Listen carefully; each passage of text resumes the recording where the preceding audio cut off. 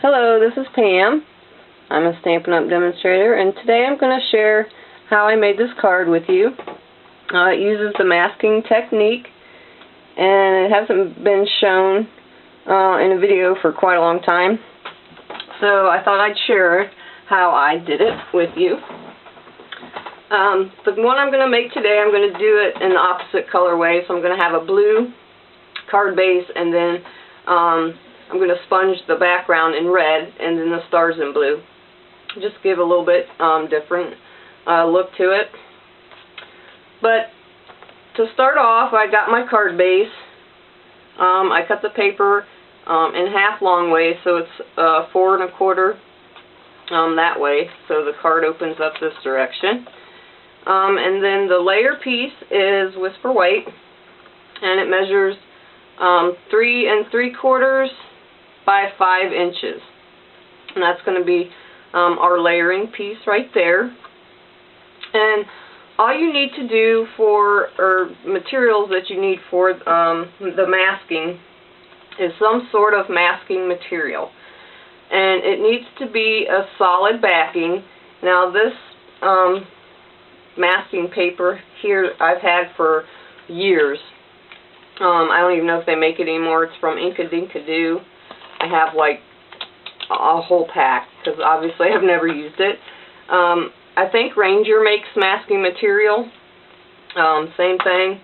It has this paper backing on it, and then the back side is, the sticky part, but it doesn't stick to the paper. You can peel it back off.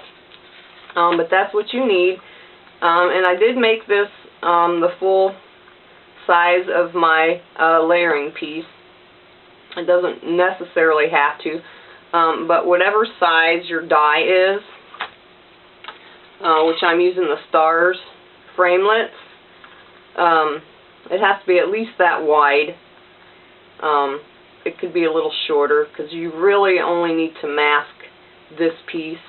So if it's a little shorter, that's fine. But that's what I did with that. And I do die cut this. This piece here stays just intact. So I'm going to bring the die cut machine over here, and just die cut this material out. I am using the magnetic platform. You don't have to. You can use the regular multi-purpose platform. But I put my star at an angle there, and it, doesn't really have to be anything precise. Just make sure you leave enough at the top. Don't get it too close to the edge. But I just angled it a little bit and then cut it out.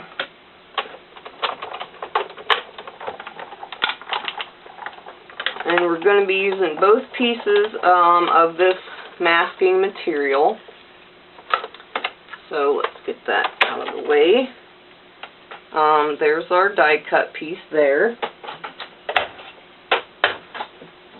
So the first thing that I do, we don't need to die anymore.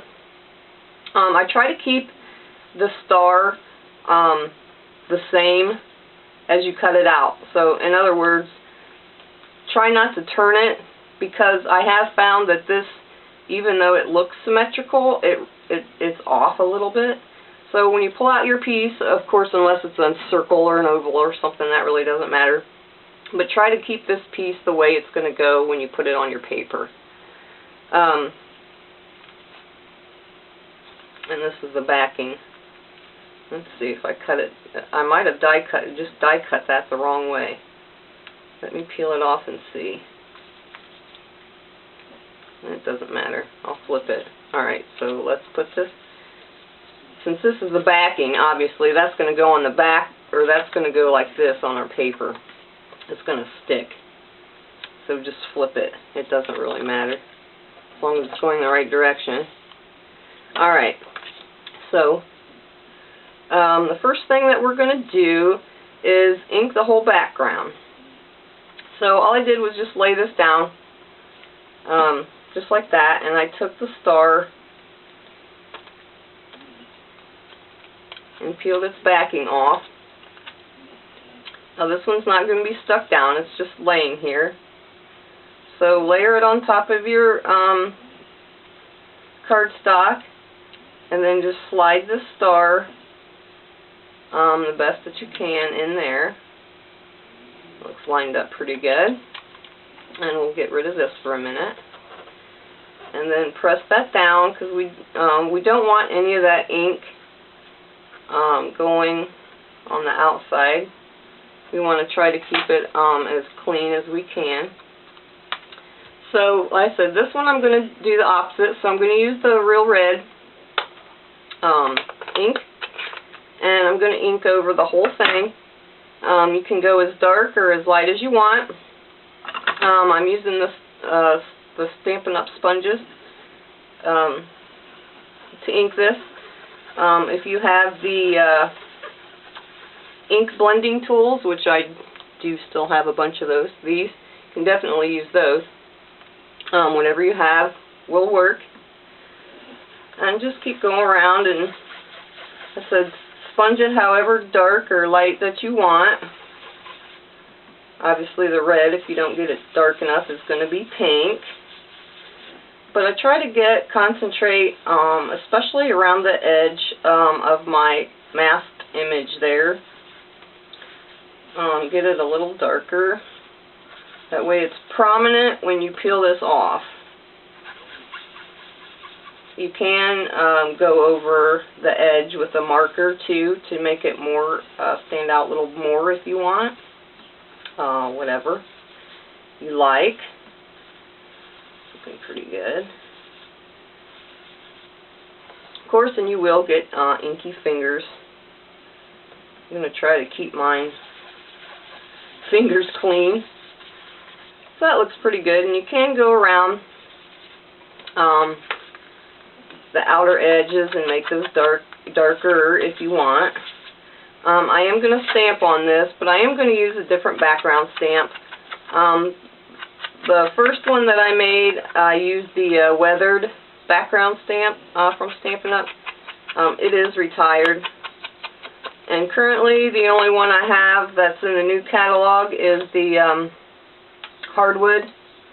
That's all the other background stamps I have, they've retired. So I'm going to use this. So that's the next step. So once that's all inked up, leave your mask on there, and then get your stamp. And whenever I use background stamps, I don't put it on a block. I don't turn it over and stamp. That just doesn't work for me. I can't ever get it straight at all. So I always just lay my stamp down and ink it that way. And then I put my paper right on top of it. And if you want a little bit of a distressed look, you can take some of that ink off. That ink pad is quite full of ink. So sometimes I just take an old rag and I just dab it a little bit. It doesn't necessarily take all the ink off, but it takes some. I like that. Alright, so then we're going to take our piece and flip it over, and we're going to center it up here, lay that down, and then I take a piece of scrap paper. This is just another piece of my grid paper, and just gently smooth it over with your hands. Try not to move it. You don't want a blurred image. And peel that up. And there is our background.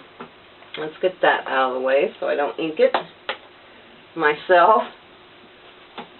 Alright, so the next step, we're ready to remove that star, and we're ready to put the other piece on. Now I'm just going to get that, dab that a little bit, make sure it's dry so my masking will stick. And then this particular masking paper, the ink doesn't wipe off of it, so whatever you stamp on it, it stays, which that's alright. But I just want to make sure when I peel that off, I'm not going to get any red. Get off my fingers. Try try not to get any red into my star. So, peel that up. And I did manage to get my other one off without tearing it, because you can reuse this masking material. So if you don't tear it, peeling it off, well, you can use it over and over. Sometimes I have trouble peeling them off in all one piece. This one seems to be coming off pretty good. So just gently pull it off there. There. Now you have a pretty white space. And then you can take your backing material and you can put your image back onto that and save it. Again, you can use it, you know, I said you can keep reusing that over and over.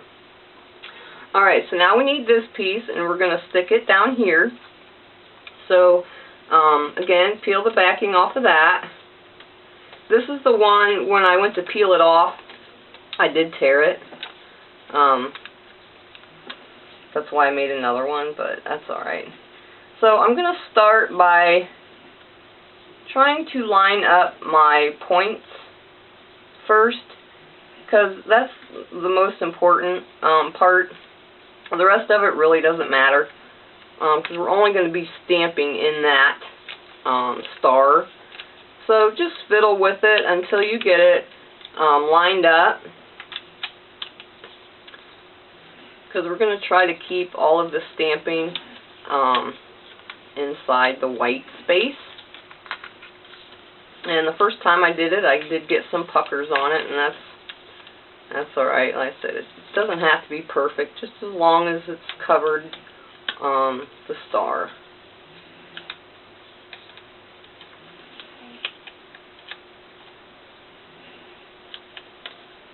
That looks pretty good. There's a little bit of red right there, but I'm going to leave that. And then I'm just going to push down onto this part of the paper. I really don't care, like I said, about the rest of that for our stamping. Alright, so that's ready to stamp. And the little star that I'm using here is from the Festival of Trees set. It's a Christmas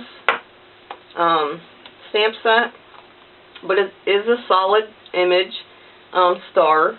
You can use whatever image that you have. If you have a heart, that would be cute in there. But I like the solid image. So we're going to take our blue. This is actually Night of Navy. The card base is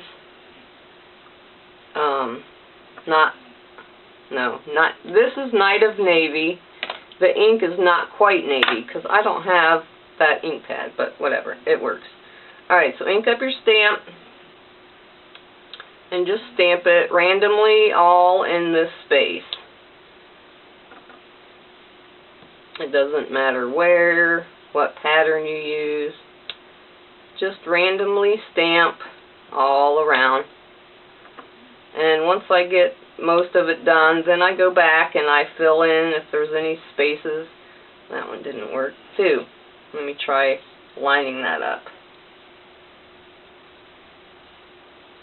Good. See, clear stamps, you can see where you stamped. Alright. Around and around. I haven't done this technique. I did post that other card on my blog a couple of days ago, and my aunt wanted me to make a video, so I making a video for her. But this has not been done for a long time. I did look on YouTube to see if I could find a link for her to watch, and honestly I couldn't. This technique was out a long time ago, so we can do an updated version of it. I said it's nothing new. It's definitely not my technique. But as a refresher, perfect. Alright, so then I go and like any kind of like space, I'll put in a little point, just a little bit to fill it in. maybe even over there.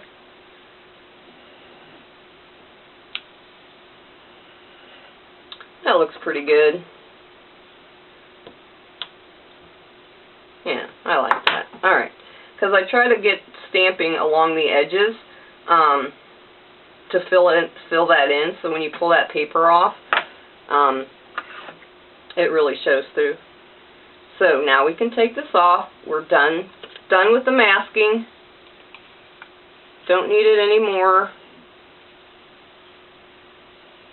Gently peel it off. I said if you don't wreck it, you can totally reuse this over and over. I don't think that masking material is really that expensive. And obviously I've had that one for a long time. I can tear it and just make a new one. Alright. There is our pretty masked image. Now, doesn't it look like it pops off there? It looks like you have a separate piece of paper that you've popped up. I love it. Alright, so let's get that out of the way.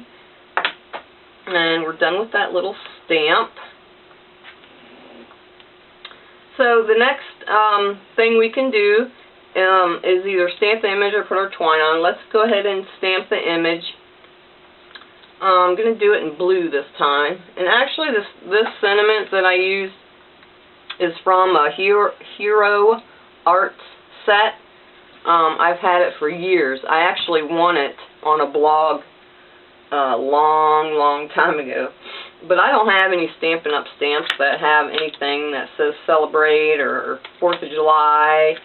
I have a stamp that says celebrating, but I don't like that. So I'm using that one just fine. And my ink pad, this blue, is pretty wet too. So sometimes when you stamp on a really wet ink pad on either words or like a real intricate image, in between where all the spaces like the B, the R and the A, sometimes you'll get too much ink in there. And I take actually my paper piercer, sometimes you'll get air bubbles. And you can poke those right out of there, because otherwise, instead of having a space, it's going to be solid. But this particular one, it did not do that. It inked it perfectly. So that's our sentiment. I'm going to leave that to dry just a minute. And we're going to wrap some twine around here. This is just the regular white baker's twine. And I'm going to take my bone folder and run it over the twine, because you get little kinks in it. It doesn't have to all be out, but that's good enough. And I just wrapped it around twice.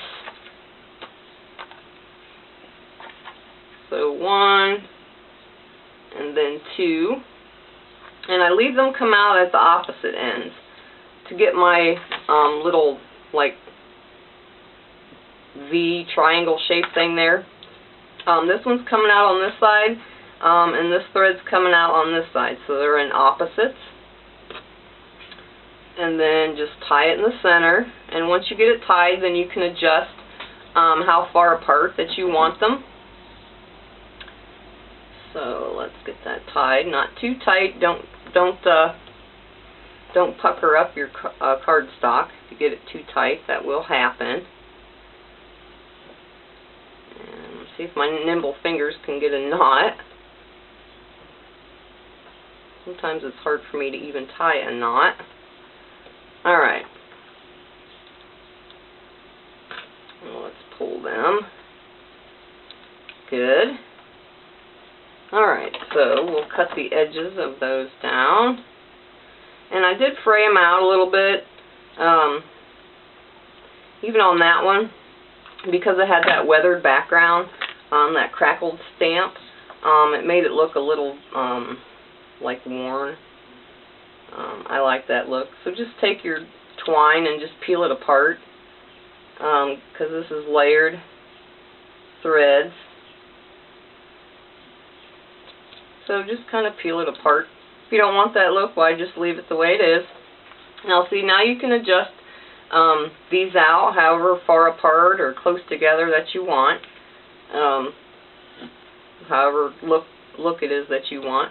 Now I'm going to take my sentiment there and I'm going to punch it out with a word window punch.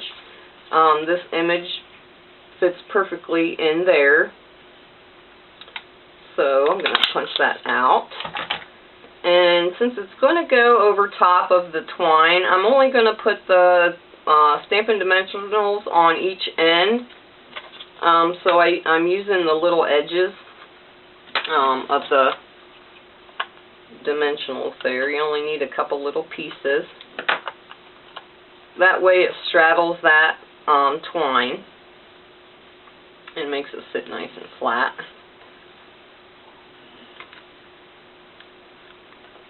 And peel that off.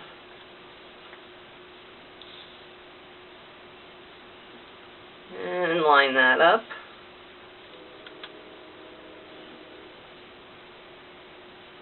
Straight. Good. Now I'm going to put dimensionals completely on the back of that and then attach it to the card front. So those are, I'm using the full dimensionals.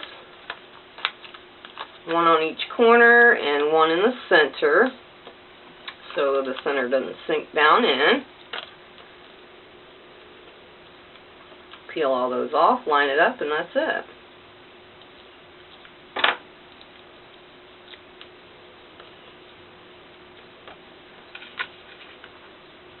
Alright, now we're ready to put that on our card front. Make sure our fold's on the right side. Don't want to be a backwards opening. Let's see if that's good. Yep, looks good to me. Push it down into place, and there you have it. A masked off image.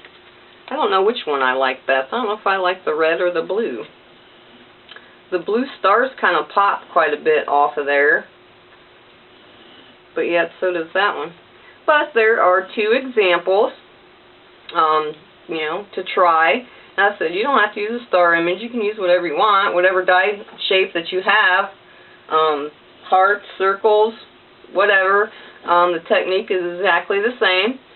So I hope you enjoy this video and give this technique a revisit if you haven't done so before.